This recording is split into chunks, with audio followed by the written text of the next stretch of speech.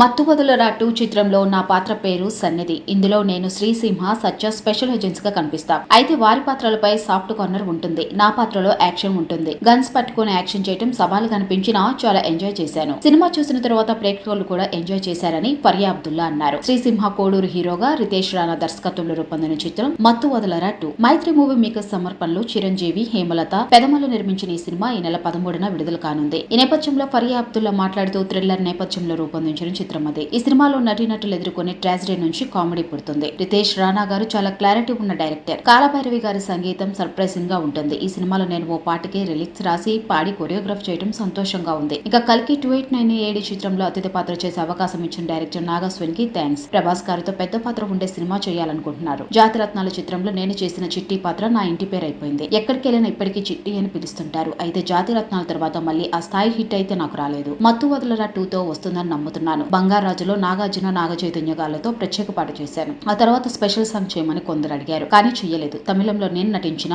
Valli mile release కి ready అవుతుంది. తెలుగులో తిరువీర్కి జోడీగా ఓ సినిమా చేస్తున్నాను. అలాగే మరో తమిళ సినిమా ప్రారంభం కాబోతుందని అన్నారు.